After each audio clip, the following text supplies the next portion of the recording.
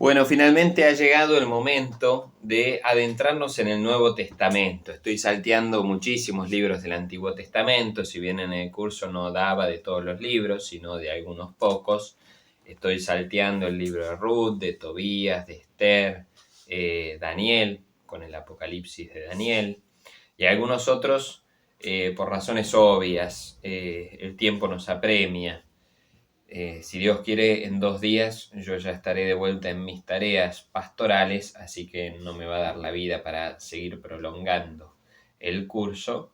Sin embargo, hacer un curso de Biblia y quedarnos en la puerta del Nuevo Testamento sería un pecado. Entonces, los invito a adentrarnos hoy, si es posible, en los Evangelios, y después voy a intentar poco a poco presentar, no sé si la teología de los 4 evangelios, pero al menos de algunos de ellos. Si puedo, hago los 4.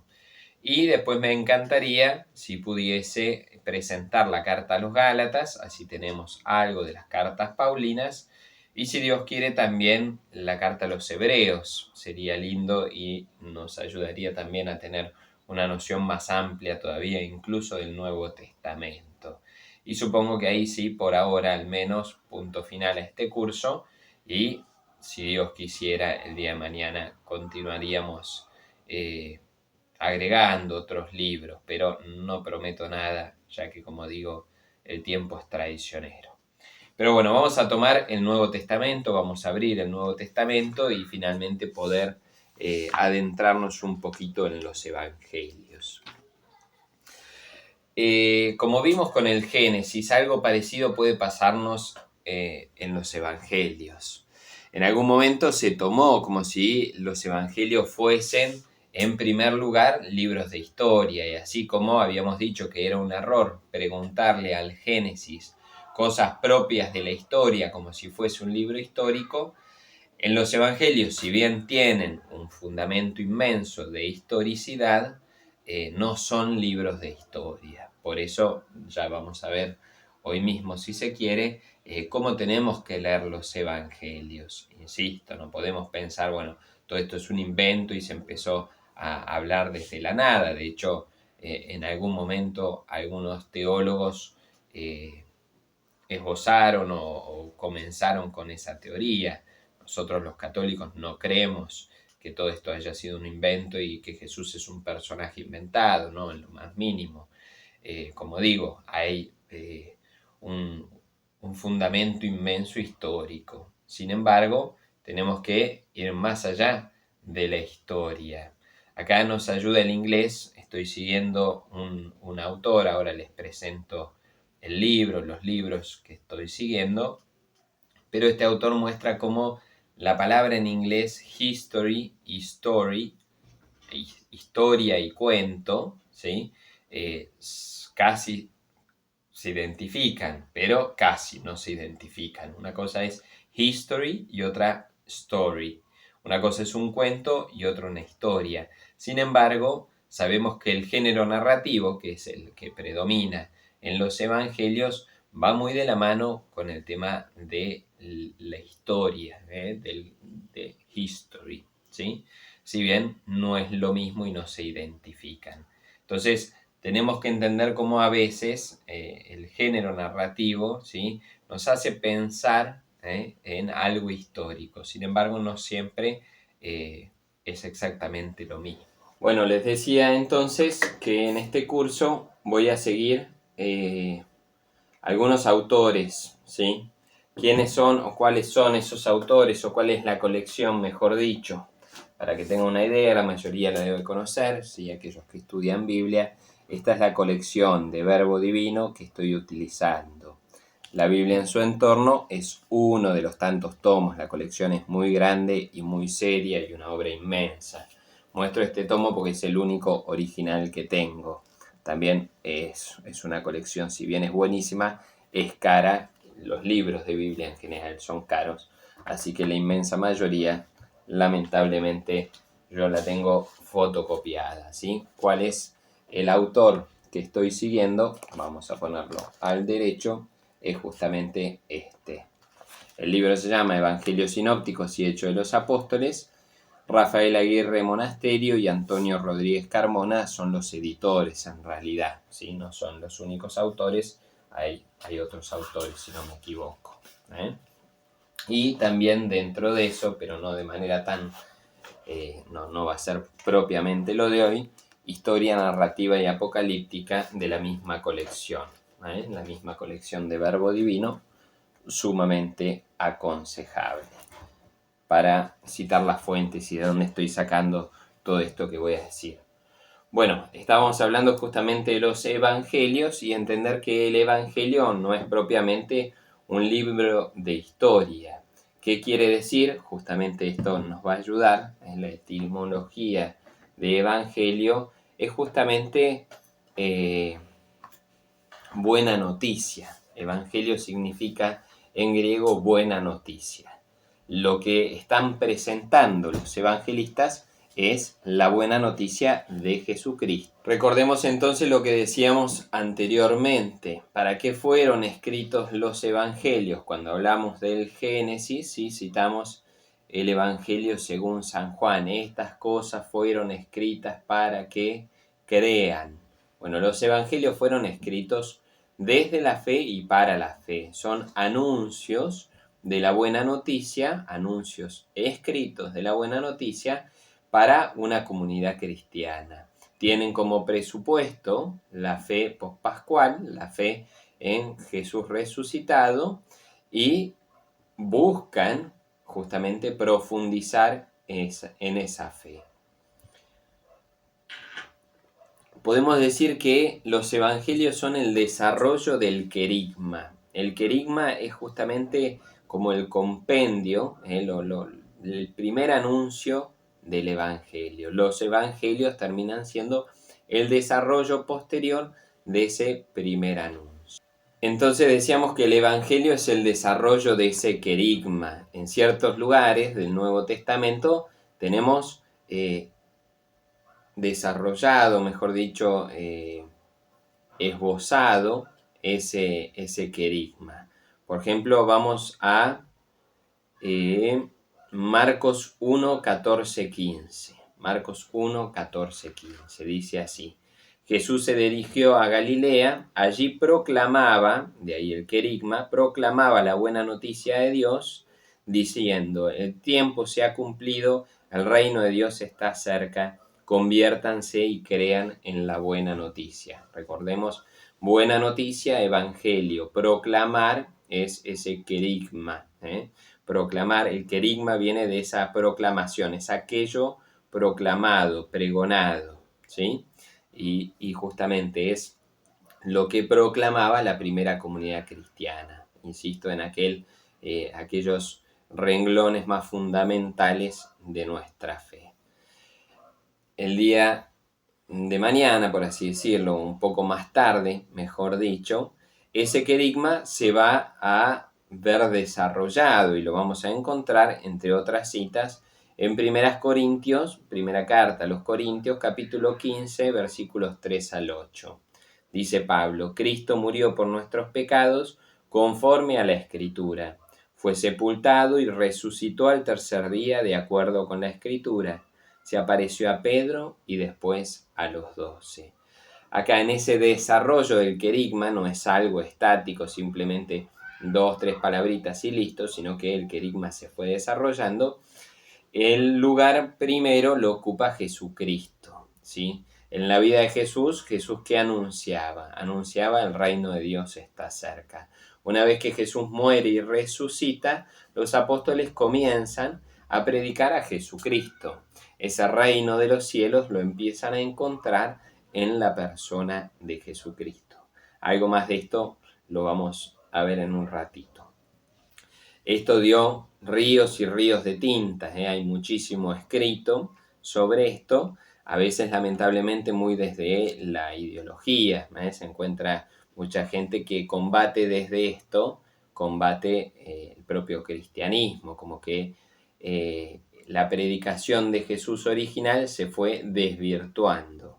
Bueno, ya hemos visto desde el comienzo del curso cómo todo el anuncio de la palabra de Dios fue desarrollándose, como el Génesis es el desarrollo de teologías y de cosas que Dios fue esbozando y con los años y siglos incluso se fue desarrollando hasta quedar como palabra de Dios. En los evangelios vamos a ver un desarrollo y en esto dividen, los que saben, los teóricos, dividen en 3 etapas. El grupo prepascual, que es ese grupo que acompañaba a Jesús antes de la Pascua, ¿sí? ¿Se acuerdan que hablamos también que cuando eligen a Matías, el que va a suceder a Judas Iscariote, dice, tiene que ser alguien que lo haya acompañado, nos haya acompañado desde el bautismo de Jesús hasta la resurrección.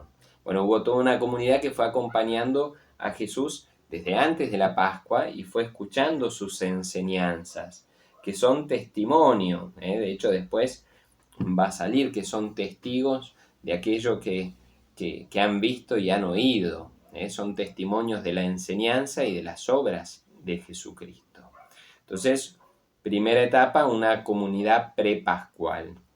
Segunda etapa, tenemos una comunidad pospascual. Después de la Pascua, hay toda una comunidad que sigue acompañando la vida de la fe. De hecho, esos testigos que acompañaron a Jesús, que escucharon sus enseñanzas y vieron sus obras, se transformaron en columnas, en puntales de esa comunidad pospascual. Y esa sería una segunda etapa antes de llegar a la tercera, que es justamente la redacción de los evangelios. A lo largo de esto, ¿qué es lo que los une? En general, tradiciones orales.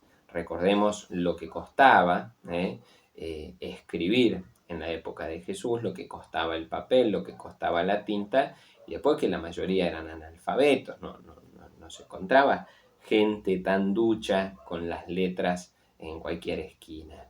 Entonces, todo esto fue desarrollándose originalmente de una manera oral, sobre todo, y después se fueron poniendo por escrito ciertas cosas. De hecho, los primeros escritos del Nuevo Testamento que tenemos son las cartas paulinas.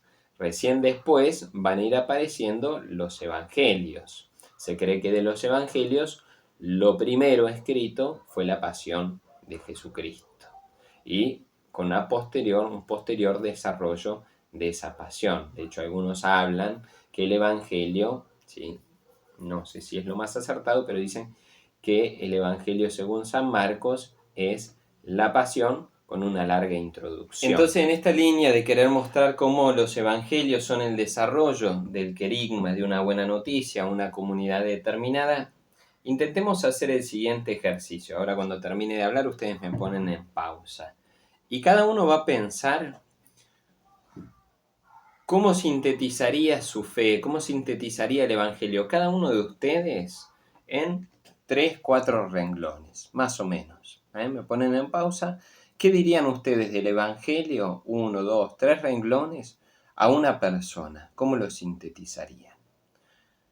Seguramente lo que vos utilices para sintetizarlo, las palabras que vos escojas, no van a ser las mismas que elige uno de al lado. Yo en este curso que daba les hacía hacer esa actividad, ¿no? Incluso lo escribían en un papel y después lo leían en voz alta.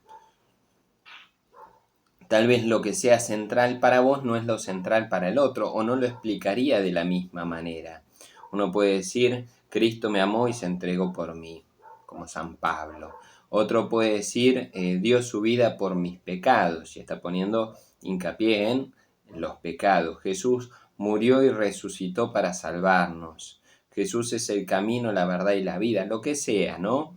O es un amigo que me ama y me trae la luz. Cada uno va a elegir distintas palabras y va a hacer hincapié en una cosa u otra, en la dimensión liberadora de Dios, en la parte moral, en la persona de Jesucristo y cómo el conocimiento y la cercanía con Él nos salva, en el amor, en el perdón, en lo que fuera, ¿sí? Y eso sumado, hagamos de cuenta que a uno le pregunto, explícale a un chico de 10 años en 2 renglones, ¿quién es Jesús? Y a otro le digo, bueno, anda a el curso de ingeniería de Harvard y explica en 2 renglones quién es Jesús. Bueno, seguramente uno no lo explicaría de la misma manera que al otro. Si le explicas a un ingeniero, por decir, no tengo idea, pero a alguien de Harvard una cosa de la misma manera que se lo explicaría a un chico de 10 años, está fallando un poco la pedagogía, seguramente. Bueno, los evangelistas fueron seguidores de Jesús, hombres de fe, que buscaron transmitir esa fe a otra comunidad. Y el modo de transmisión de esa fe va a ir variando y va a ir adaptándose según el receptor a quien va esa comunicación. Entonces el mensaje va sufriendo en cierta manera adaptaciones. Algo de ello vimos con el ejemplo de las tejas de Lucas. ¿Se acuerdan cómo Lucas, por escribir a una comunidad de una ciudad grecorromana, adapta el modo de describir una escena cambiando el techo de la casa rural de Palestina, adaptándolo a una casa grecorromana de la ciudad?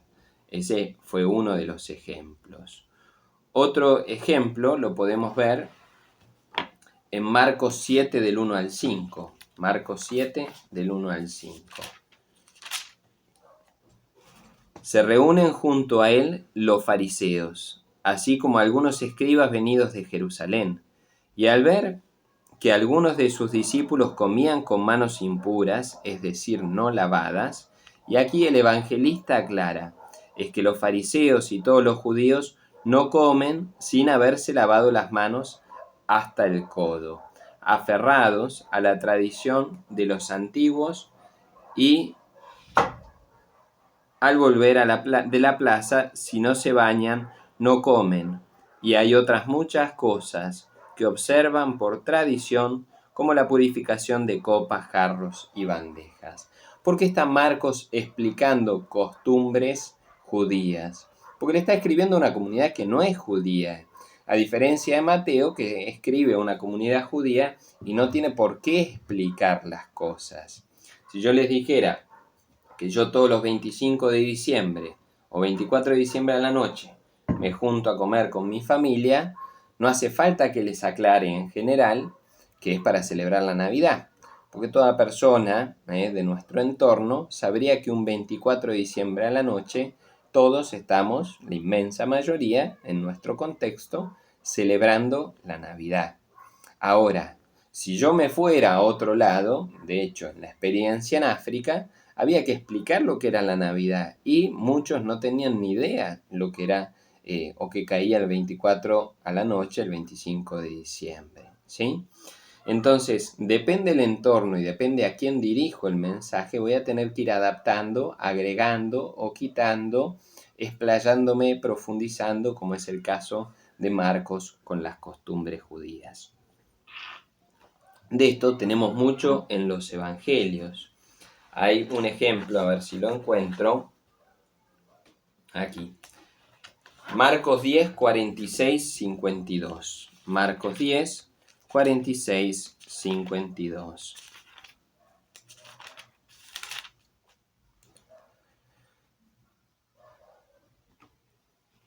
Llegan a Jericó, y cuando salía de Jericó acompañado de sus discípulos y de una gran muchedumbre, el hijo de Timeo, Bartimeo, un mendigo ciego, estaba sentado junto al camino.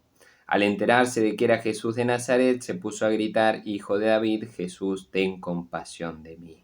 Bueno, este pasaje de Bartimeo, a ver, déjenme ver aquí. Si uno mira los paralelos, lo que está en la Biblia de Jerusalén está sobre el margen, con 2 rayitas, que muestra que es el texto paralelo. Ya vamos a ver lo que son los paralelos. En la Biblia del pueblo de Dios, en general, abajo del título, figura cuáles son los pasajes paralelos. Mateo 20, 29 al 34. Mateo 20, 29 al 34. La misma Biblia nos está mandando ahí, diciendo que es el texto paralelo. Ya vamos a ver, insisto, paciencia. Y dice en Mateo: cuando salían de Jericó, les siguió una gran muchedumbre. En esto, 2 ciegos que estaban sentados junto al camino, al enterarse que Jesús pasaba, se pusieron a gritar: Señor, ten compasión de nosotros. La pregunta evidente que uno se hace, ¿sí?, es, ¿era uno o eran dos? ¿En qué quedamos? ¿Era Bartimeo el hijo de Timeo o eran dos ciegos? ¿Será que Marcos se olvidó de uno? Podría ser. ¿Será eso? Bueno, la explicación para esto es justamente una de las adaptaciones que tiene que hacer Mateo del Evangelio. Mateo está escribiendo, como dijimos, a una comunidad judía. Para los judíos, para que algo tuviese valor de testimonio, para que algo realmente sirviera como testimonio, tenía que tener al menos dos testigos. Es por eso que Mateo agrega un ciego en este evangelio. ¿Por qué? Para que valga como testimonio la obra de Jesús. El milagro de Jesús podía ser validado como testimonio. Insisto, podemos caer en rasgarnos las vestiduras y decir cómo entonces lo histórico. Repito, los evangelios no son libros de historia. ¿Cuál es el objetivo del evangelista Mateo? ¿Quedarnos en el nombre de Bartimeo, el hijo de Timeo? ¿O reconocer la obra salvadora de Jesús en nuestra vida y en la vida de los otros? Y a partir de eso volvernos también nosotros testimonios. Justamente, Señor, ten compasión de nosotros, hijo de David, gritaba este ciego. Bueno, lo que nos quiere transmitir es la compasión de Jesucristo, y cómo justamente este hijo de David es el Mesías esperado. No está en el centro del problema si era 1, 2 o 500. Insisto, no es un relato de historia, es un relato de un anuncio, de un evangelio, de la proclamación de una buena noticia. Bueno, como les decía, existen lo que son los paralelos. Vamos a explicar entonces, para que se entienda qué son los paralelos, lo que son los sinópticos. Nosotros tenemos 4 evangelios: Mateo, Marcos, Lucas y Juan, en ese orden, ¿sí? De esos 4, 3 son sinópticos, los 3 primeros: Mateo, Marcos y Lucas. ¿Qué quiere decir sinopsis? Y para eso les muestro propiamente lo que es la sinopsis. La sinopsis es lo siguiente, no sé si se llegará a ver ahí, pero el texto se presenta en 3 o hasta en 4 columnas. Aquí al costadito aparece en chiquitito el Evangelio según San Juan. Esto es una sinopsis griega y en inglés. No sé si está hecho este trabajo en español. Y justamente lo que nos quiere mostrar, vamos a utilizar el pizarrón, es Mateo, Marcos, Lucas y aquí Juan. La mayoría o muchísimo de lo escrito en Mateo, en Marcos y en Lucas va casi coincidiendo con estas adaptaciones que mostré recién, como que no era un ciego, eran 2 ciegos, o pequeñas cosas, o de golpe un texto que estaba acá, en Marcos está un poco más arriba, o en Lucas no está, ¿sí? Pero por lo general, si comparamos Mateo, Marcos y Lucas, vamos a ver que el material que hay en los 3 evangelios es muy parecido en cuanto al contenido, ¿sí? Entonces, ¿qué es un evangelio paralelo? Vamos a cambiar de color. Si yo tengo un evangelio acá, que por ejemplo es Bartimeo, como vimos recién, bueno, puede que tenga el texto de Bartimeo, por más que no diga Bartimeo, también en Marcos, y tal vez también en Lucas. En este caso, sí, acá los 2 ciegos de Jericó. Acá en Lucas aparece, por ejemplo, también en Lucas 18, 35 al 43. Entonces, cada uno de estos tiene su paralelo en los otros evangelios. Ahora puede que haya un evangelio X tal que X que esté en Lucas, esté en Marcos, pero que no esté en Mateo. Entonces van apareciendo algunas cosas, ¿sí?, de esto. Está también en Juan. Pero vamos a ver que Juan tiene un desarrollo muy, muy diferente. Por eso no entra dentro de los sinópticos. Sinópticos es de una mirada, ¿no? Cuando uno hace una mirada a los evangelios, coinciden prácticamente Mateo, Marcos y Lucas. Ya vamos a ver por qué es esto. Pero cuando hablamos de textos paralelos, estamos buscando el texto que estamos leyendo en alguno de los otros sinópticos. Todo esto nos llevaría a explicar algo que hoy en día está muy aceptado, pero que llevó muchísimos años poder descubrir o realizar esta teoría, que es cómo surgieron los evangelios. De hecho, nosotros tenemos Mateo, Marcos, Lucas y Juan en el evangelio porque antiguamente, en la Biblia, porque antiguamente se pensaba que ese fue el orden en que fueron escritos. Hoy en día lo que prácticamente la inmensa mayoría acepta es lo que se llama la teoría de las dos fuentes, con muchísimos matices y muchas discusiones, pero es la teoría de las dos fuentes. ¿Qué explica esta teoría de las dos fuentes? Lo que dice es que Marcos fue el primer evangelio escrito y era una de las dos fuentes. Otra fuente es la que se llama la fuente Q, QL. QL es, no sé cómo se pronunciará, pero es fuente justamente en alemán. Entonces, estas serían las dos fuentes de las cuales fueron surgiendo los otros dos sinópticos, que son Mateo y Lucas.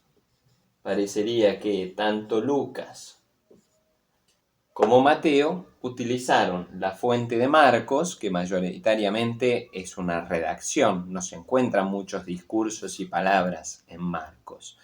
Utilizan a Marcos como una de las fuentes y la fuente Q, parecería que es la segunda fuente, que está también en los otros dos evangelios, que son mayoritariamente dichos. Mayoritariamente no, son dichos, es una colección de dichos de Jesús. Insisto, no es que se encontró un librito que decía Q en la tapa, sino que los estudiosos, comparando los tres evangelios, encontraron mucha cosa muchos dichos que estaban tanto en Mateo como en Lucas, pero que no estaban en Marcos. Entonces de ahí la hipótesis de que hubo una fuente Q que eran solo dichos de Jesús. Marcos escribió su evangelio sin conocer esa fuente, por lo tanto es prácticamente todo un relato, ¿sí?, con pocas palabras de Jesús, y Mateo y Lucas utilizaron a Marcos y a esa fuente Q para escribir sus evangelios. Sin embargo, tienen también Mateo y Lucas cosas propias de cada uno de ellos. Hay cosas que están en Lucas que no están ni en Mateo ni en Marcos, y hay cosas en Mateo que no están ni en Marcos ni en Lucas. Esa es la teoría de las dos fuentes, lo cual muestra o explica que Marcos fue el primero de los evangelios en ser redactado y Mateo y Lucas utilizaron a Marcos como una de las fuentes y a una hipotética fuente Q de dichos de Jesús. Y ahí entendemos por qué Mateo, Marcos y Lucas tienen tanto material común y por qué hay cosas que están en dos de ellos y no están en los otros. Esa sería la teoría de las dos fuentes que busca explicar el origen, ¿sí?, cómo fue la redacción de los evangelios. Entonces vamos a ver cómo cada uno de estos evangelistas, cada uno de los evangelistas en realidad va utilizando un material a veces en común, a veces diferente, va reordenando, redactando, reorganizando y repensando ese contenido para anunciarlo de una manera determinada a una comunidad determinada según sean las necesidades y la teología propia de ese evangelista. Vamos a ver que dentro de los evangelios hay teologías, así como lo veíamos en el Antiguo Testamento. Algo de esto podemos verlo en Mateo. Si vemos Mateo 13, el capítulo 13, y Mateo 21-28, capítulo 21, versículo 28, hasta el capítulo 22, versículo 14, vamos a ver que eso es como un grupo de parábolas que él tiene ahí medianamente ordenaditas. Mateo capítulo 5 hasta el 7:28 tiene un conjunto de dichos y enseñanzas. Y Mateo capítulos 8 y 9 tiene un grupo de curaciones. Mateo decidió ordenar medianamente su material en estos conjuntos. Por un lado las parábolas, por otro dichos y enseñanzas y por otro curaciones. Los otros evangelistas, según la teología y según la necesidad de lo que quieren transmitir, van a desmenuzar, utilizar esto para acá o para allá, ¿sí? De otra manera y con libertad lo van a ir haciendo. La idea en las clases que viene es, como dije al comienzo, en la medida que nos dé el tiempo y que sea posible, desarrollar brevemente cuál es la teología de cada uno de los evangelios. Insisto, brevemente y de modo introductorio, pero para que podamos sacar mayor jugo a los evangelios. Después nos queda tarea para el hogar a cada uno de nosotros si nos interesa de profundizar un poco más. Aquellos que quieran o por incredulidad y que dicen esto me suena raro o está todo muy tirado de los pelos, o para realmente profundizar un poco más, pueden ir buscando en las introducciones a los evangelios. En general, si la Biblia que tienen es buena, tiene que tener toda una introducción. Acá, por ejemplo, la Biblia de Jerusalén tiene 1, 2, 3, 4, 5, 6 hojas y un poquito sobre introducción a los sinópticos, solo para tener una idea. Y así después podemos ver la introducción también al Evangelio según San Juan.